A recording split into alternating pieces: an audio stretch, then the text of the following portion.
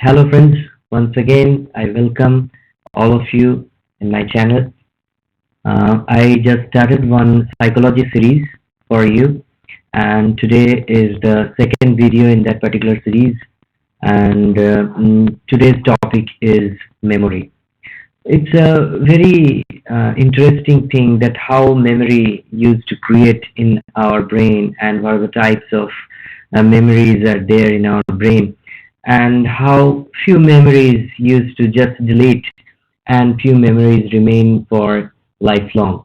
And it is a very interesting thing to understand the tricks to make our memory much more stable and making it much more actually what happens in our everyday life, we used to forget so many things and we think that our brain is not that much intelligent or our brain is not that much capable of keeping things remembered, but it is not like that. We cannot determine the potential of our brain just on this basis that we used to forget these things so frequently, because forgetting is a very natural thing, and there are so many tricks and tips I will share with you, and these tips and tricks are already proven that it can stabilize our memory. It will help your learning, and also in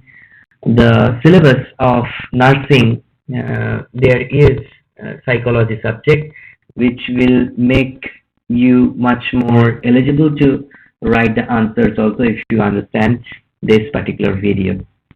So let's go and check whatever I used to tell you today. Um,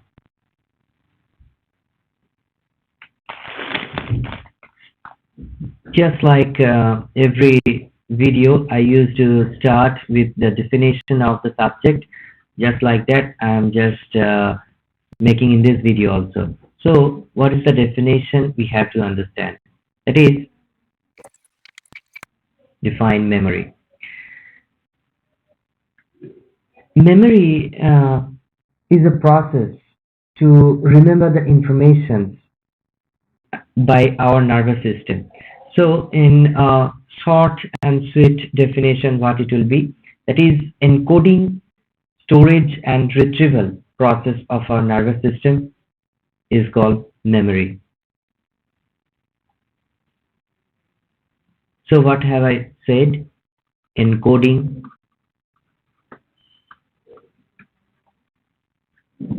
encoding means suppose we are studying something or we are just looking at something, so there is a code going in our brain is coding that one just like our computer, our mobile. So it is the part of encoding. Then next comes storage, and the third is retrieval.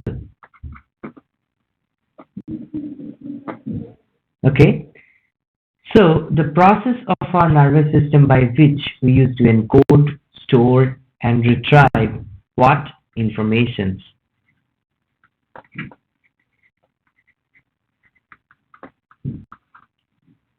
is called memory.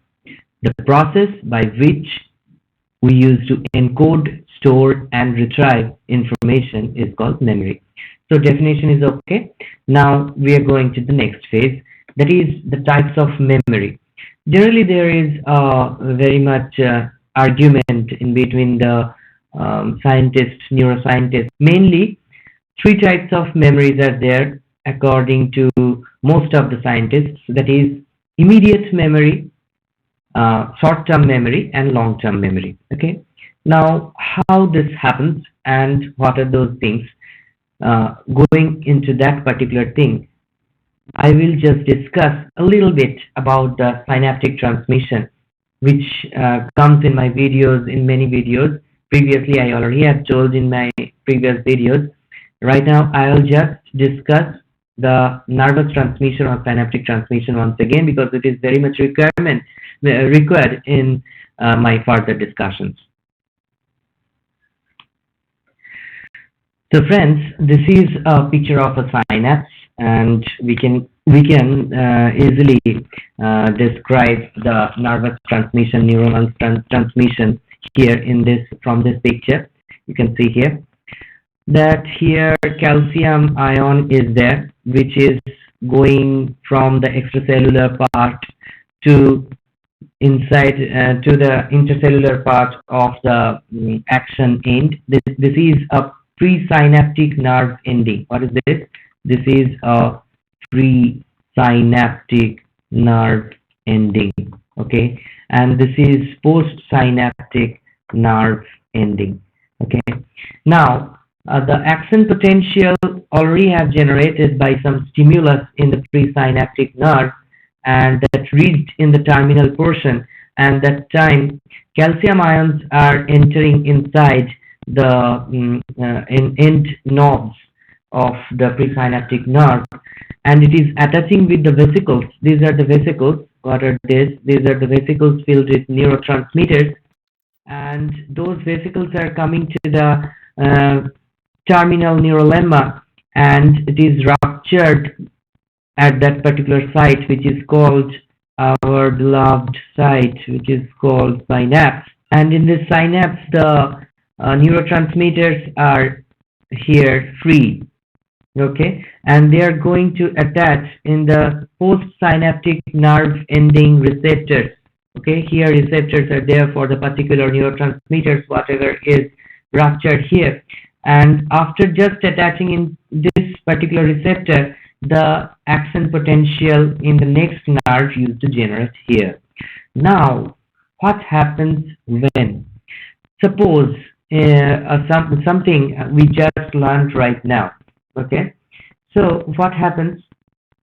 Just the charging happens here in the presynaptic nerve, and that charging, that depolarization carries in the postsynaptic nerve also. Like this one, synaptic transmission occurs. Synaptic transmission from nerve to nerve occurs. Okay. Now, in the immediate memory, that transmission, after the transmission, it is just deleted.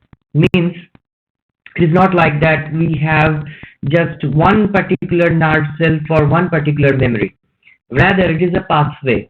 Suppose we are gathering some information for a particular time, and that information are going to our nerves which are related to our memory, and that transmission is going to that particular nerve pathway, and again the transmission is deleted completely. Means repeatedly we are not sending the information, so immediately we will forget that particular situation or thing. Okay, just something has been, something have happened, we can just remember, but all in details, ins and outs, we cannot remember. That is called immediate memory. Okay, now the second thing which used to come, that is short term memory. Okay, now in case of short term memory, what happens? We are repeatedly sending signals to the nerve. Okay, by practicing, by revise of some chapters we already have studied, now we are revising that chapter, then repeatedly sending some signals, then one titanic stimulus, which is called titanic stimulus, happens. What is titanic stimulus? That is, this calcium, suppose one stimulus came and a certain amount of calcium went inside the nerve ending, and that particular amount of calcium is much more capable of rupturing these vesicles. But again, we have sent one more stimulus. Again, we have sent one more stimulus. So calcium amount is so much high here, becoming so much high here. Calcium amount is becoming so much high here that just a jog of an information will make us to remember the thing once again. So that is the facilitation of the nerves. Okay, that is called the facilitation of the synapse neurons. Okay, that is called synaptic facilitation. Means we are just revising something or giving the information once again and again, and calcium ion level is increasing inside the presynaptic nerve ending, and which leads to more rupture of the vesicle here. And due to the rupture here, EPSP is generating again and again in a short duration. That is, what is EPSP? Excitatory postsynaptic potential. Okay, this is excitatory post postsynaptic potential. Okay, so that is increasing. So we can remember a particular thing up to hours or days. So this particular memory, short-term memory, working memory. Now we just studied the short-term memory. Now long-term memory also is like that. Continuous repetition of the information make us to remember the things in so much. The nerves become so much facilitated that we can easily remember all the things. But long-term memory also can be deleted from our brain. That is, long-term memory also can be forgotten forever if we leave the practice of that particular thing. So, short-term memory means facilitation happened, and we came to know, we are able to remember for a few hours to days. And if we make it much more in a particular periodic manner, the facilitation of the nerve, then it will go to or shift to our long-term memory, and the nerve will be facilitated for a very long duration. That is long-term memory. Okay, so we got here three types of memories, that is immediate memory, short-term memory, and long-term memory, and we understood how the long-term memory occurs or short-term memory duration of the memory used to increase. Okay, so we will go now to the topic where how we can make our memory much more stronger.